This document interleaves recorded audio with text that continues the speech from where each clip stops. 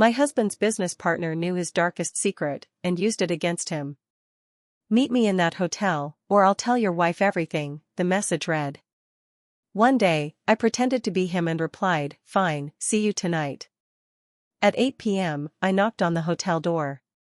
When she opened it, her smirk vanished. I handed her a letter. "I know everything. Now it's your turn to be afraid. This is going to be long, and I'm still processing everything. I'm a 42-year-old woman, married for 15 years. We live just outside of Chicago. My husband, Mark, 44, co-owns a construction company with his business partner, Alex. They've been close since college. I always thought of Alex as part of the family. His wife, Samantha, and I were more acquaintances than friends, but we'd had dinner together a few times. Mark and I had what I thought was a good marriage. Not perfect, but we worked well together. 2 kids. Busy lives. He'd been more distant lately, but I chalked it up to work stress. He was always at meetings, taking calls late at night, traveling more. I believed him. Why wouldn't I? Then I saw the message. It was on a Wednesday night. Mark was in the shower, and his phone buzzed on the nightstand. Normally, I don't look at his texts, but this one popped up as a preview: "Meet me in that hotel, or I'll tell your wife everything." I just stared at it.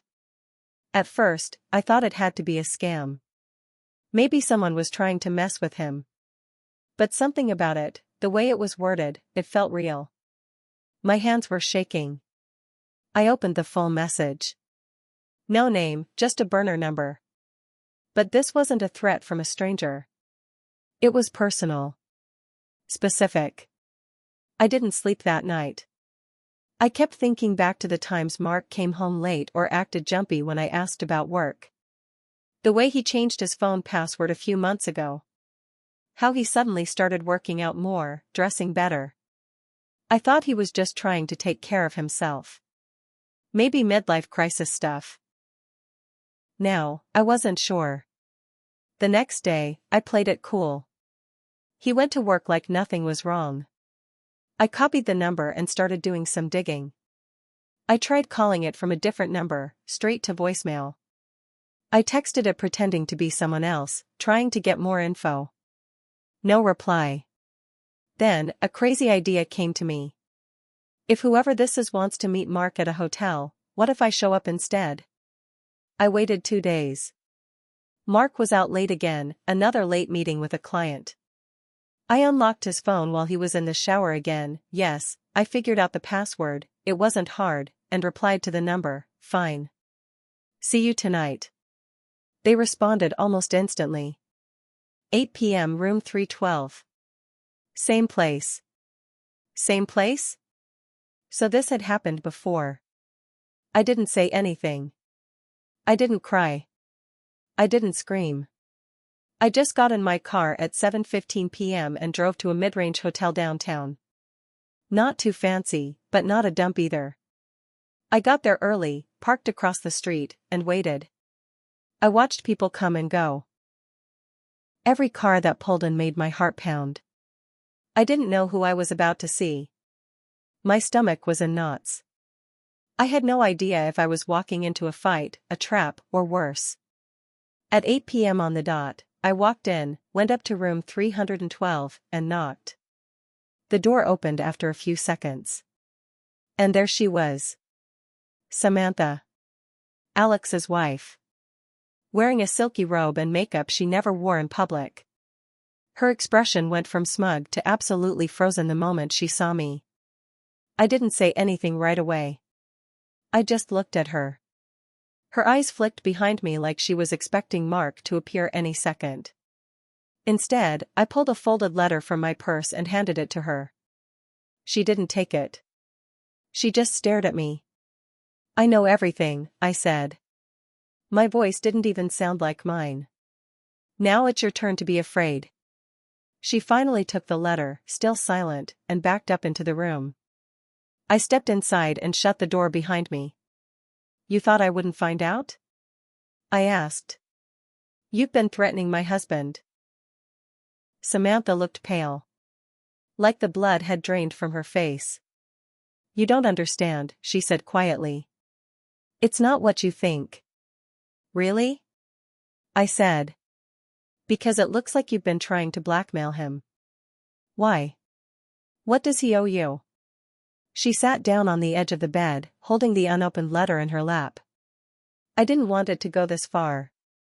I needed him to stop seeing Alex." I froze. "What?" Her voice cracked. "Mark and Alex, they've been having an affair. I found out months ago. I hired a private investigator. I confronted Alex. He admitted it. Said it just happened." I couldn't speak. I felt like I'd been punched in the chest. "I told Alex to end it. He said he would," she went on. "But he didn't. And I knew Mark wouldn't stop unless he had a reason to. So I tried to scare him. Threaten him. Get him to end it on his own. I never thought you'd see the messages." My legs felt weak. I sat down across from her, shaking. She reached for a folder on the nightstand and handed it to me. Photos. Emails. Flight bookings. Even credit card statements. Everything was there. Pictures of Mark and Alex kissing. Hotel receipts. Email chains where they said they missed each other, where they said our wives can't know. Everything I thought I knew about my life fell apart in that hotel room. And what's worse, I didn't even know who I was angry at. Mark? Alex? Samantha? Myself? I stared at a photo of my husband holding Alex's hand at a bar I knew. A bar just a few blocks from our house. I was so blind. I looked up at her. "Why didn't you just tell me?" "I was going to," she whispered. "But then I thought, maybe it would stop. Maybe it was just a phase. I didn't want to ruin everything if I didn't have to." "But instead, you chose blackmail?" She nodded, tears starting to fall. "I was desperate. And now you know." I sat in silence for a long time. This wasn't just cheating. This was a long-term affair. This was betrayal on every level. And now I had to decide what to do with the truth. I drove home in silence. I didn't cry. I didn't scream. I just stared out the windshield like a robot. My hand stayed tight on the steering wheel the whole way. Mark was already home when I walked in. He looked up from the couch, startled. "Hey," he said casually. "Where've you been?" I stared at him. His face. His eyes. His stupid calm face, like he hadn't shattered my entire life behind my back. "Had to go somewhere," I said. I didn't trust myself to say more.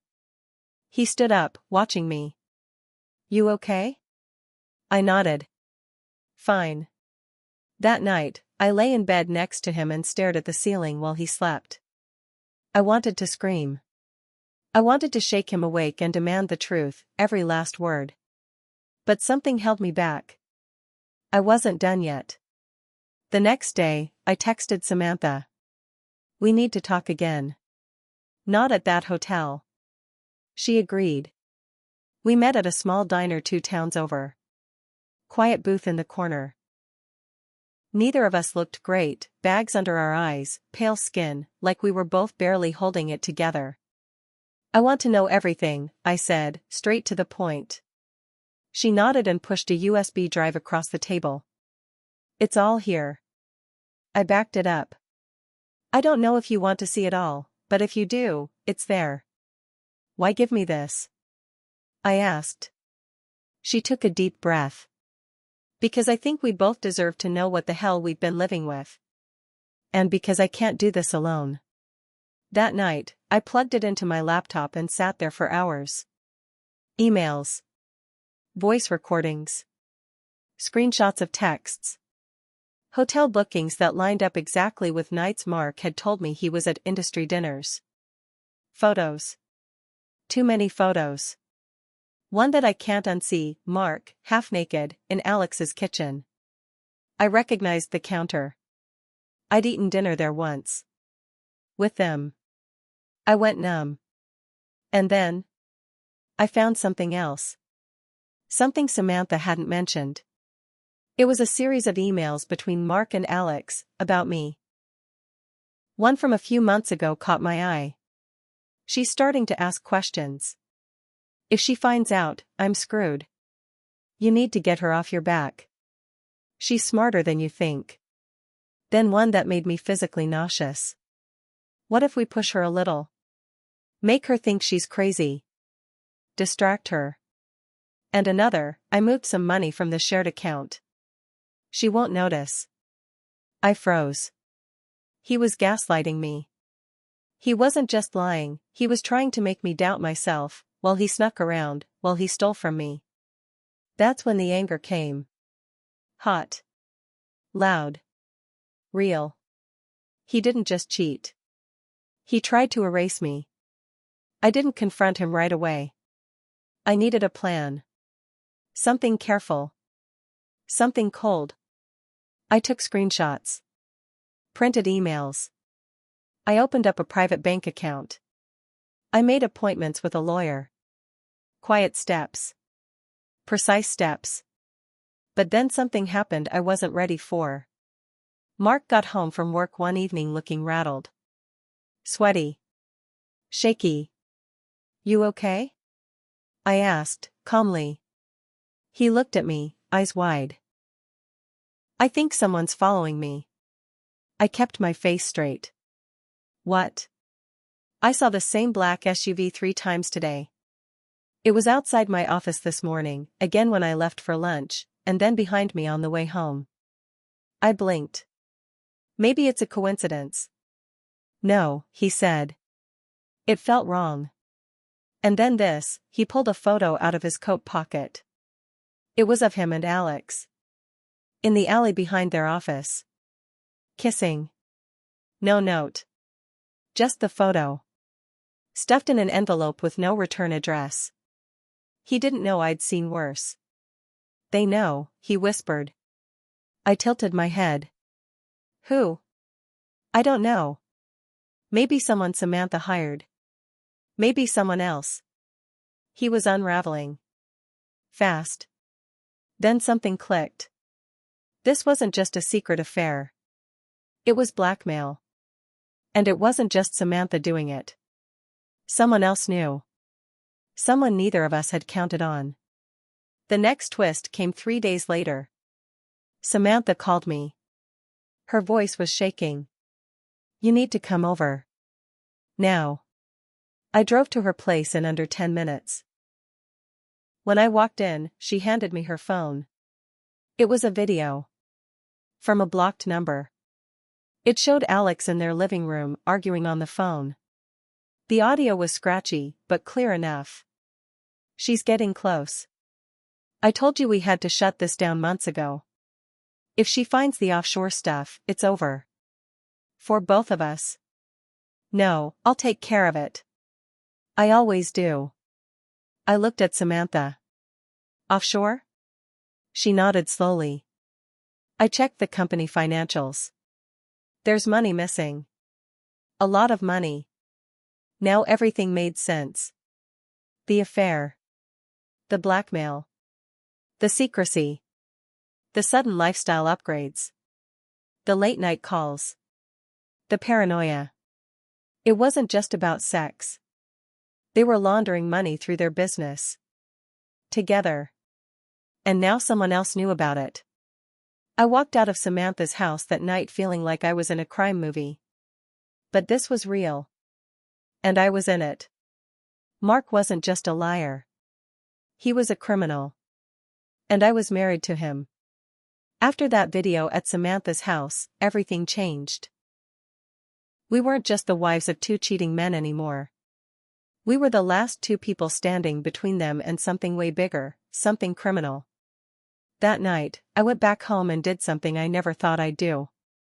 I followed my husband. He said he had to drop by the office at 9:30 p.m. I nodded like I believed him. Then I grabbed my keys 10 minutes later and tailed him in my car. I parked half a block away. stayed in the shadows. He wasn't alone. Alex showed up 10 minutes later. They didn't go inside the office. They walked to the back alley, same place as the photo. I watched from the corner, behind a dumpster, phone camera recording. They weren't affectionate this time. They were arguing. I couldn't hear much from that distance, but I caught a few phrases. Told you she was watching me. We didn't move fast enough. What if she goes to the feds? She won't.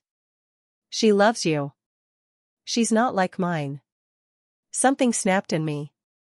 He thought I'd stay quiet because I loved him? Because I was weak? I went home and packed a bag. No note.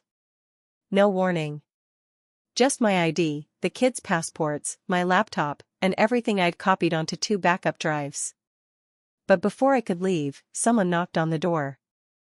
I checked the peephole. It was a cop. Not in uniform. Just holding a badge. Detective something, I don't remember the name. He said he needed to talk. That it was about my husband and Alex. I let him in.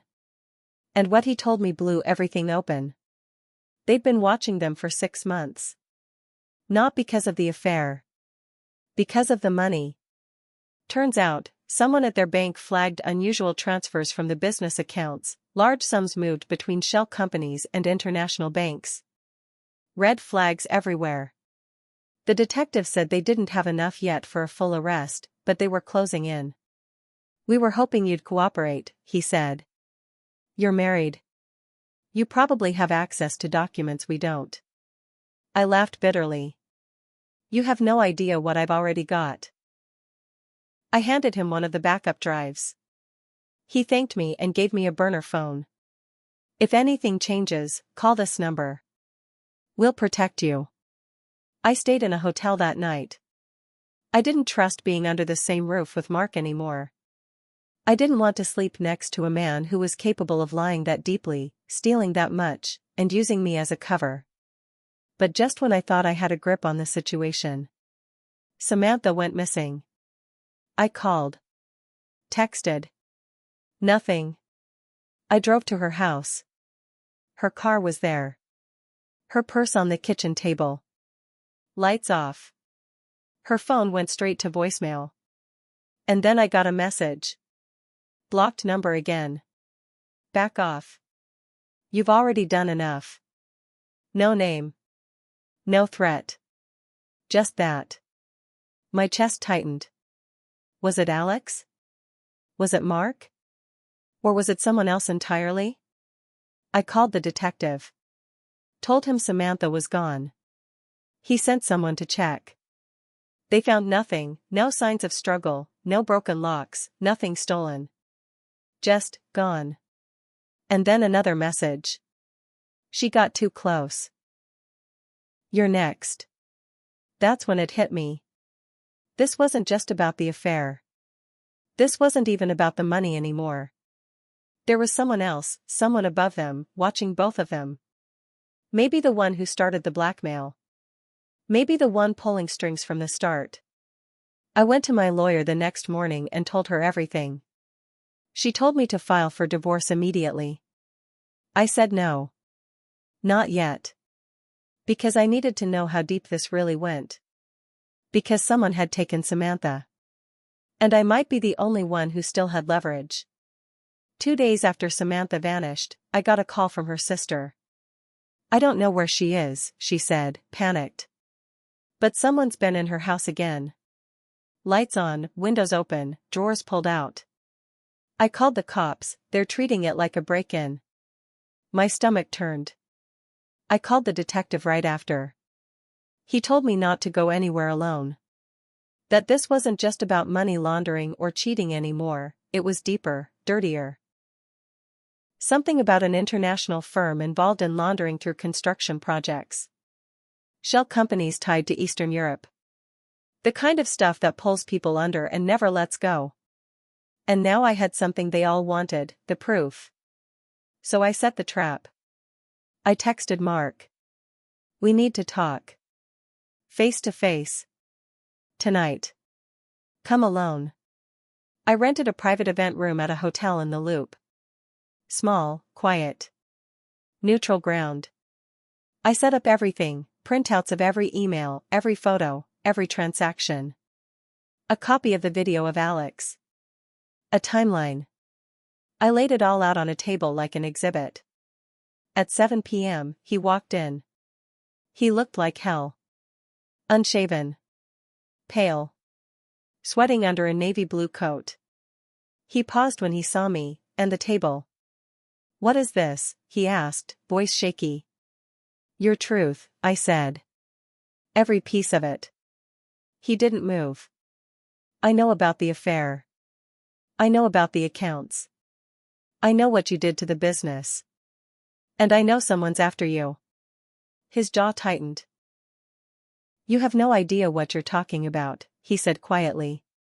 "Don't," I snapped. "Don't lie. Not now. Not after all this." He stepped closer to the table. Looked at the papers. The timeline. The photos. Then he laughed. Not a joyful laugh. A bitter, broken one. "Do you know what it's like," he said slowly, "to be tied to someone who owns you? To owe them everything, your business, your life, and know they could destroy it with one call? Is that what Alex did to you?" I asked. He shook his head. "No. He got us in. But it's not just him anymore. There's someone else behind this, someone who funded our expansion, but it was never clean. It started small, contracts, bonuses, a few fake vendors. Then came the overseas wiring, and suddenly we owed people we'd never met. And you thought cheating on me was a good way to cope?" He looked at me. "It wasn't about sex." "Don't say that," I snapped. "You lied. You cheated. You gaslit me. You tried to cover up a financial crime with an affair. And you let Samantha be the only one fighting back. She was dangerous," he said, suddenly sharp. "She was digging. She got close." My voice dropped. "So what happened to her?" He didn't answer. He didn't have to. That's when the doors burst open. Alex. And two men in dark coats. One of them I recognized from Samantha's photo folder, a lawyer she'd flagged as shady. Alex looked panicked when he saw me and Mark standing there. "I told you to handle it," he hissed at Mark. "Not draw attention." Mark looked at me. Then at them. Then he did something I'll never forget. He stood in front of me. "She gave everything to the feds," he said. "It's over." Alex's eyes widened. "You idiot." One of the men reached into his coat. Before I could react, the hotel's security staff and two plainclothes officers stormed in. Guns drawn. The men were arrested on the spot. Alex was dragged out in handcuffs, yelling something about betrayal. Mark didn't move. He just dropped to his knees, silent. He didn't speak to me that night. He was taken into protective custody by the FBI, part of a plea deal. Turns out, he'd flipped. 2 hours before our meeting, he gave up everything. In exchange for immunity, he gave them files I didn't even know existed. And he gave them Samantha's location. She was alive. She'd gone into hiding after finding threats at her home. The FBI had picked her up hours before and moved her to a safe house. They kept her out of it for her protection. She called me a week later. "I didn't think you'd go this far," she said. I didn't know what to say. I didn't either. Mark and I divorced quietly 3 months later. No big fight. No screaming. Just silence. Sadness. And signed papers. He's under a federal protection program now, hidden away. Part of his punishment is disappearing from the life he destroyed. The kids don't ask much. I tell them he's away for work. Someday, I'll tell them more. When they're ready. Samantha moved states. Started over. We talk sometimes. We don't say the names. We don't talk about that hotel room or the folder or the moment our lives cracked open. But we both know we'll never forget it. I walk past that hotel sometimes. Room 312. I wonder what would have happened if I hadn't checked his phone. If I hadn't gone that night. If I hadn't knocked. I lost my husband. I lost my peace. But I got something else. Clarity. And for the first time in years, I trust myself. I learned the truth. I faced it. And now? I'm still healing. Still hurting. But I'm not afraid anymore. Not of the truth. Not of being alone. Not of starting over. And if anyone ever tries to lie to me again, they better know I'm not the same woman I used to be.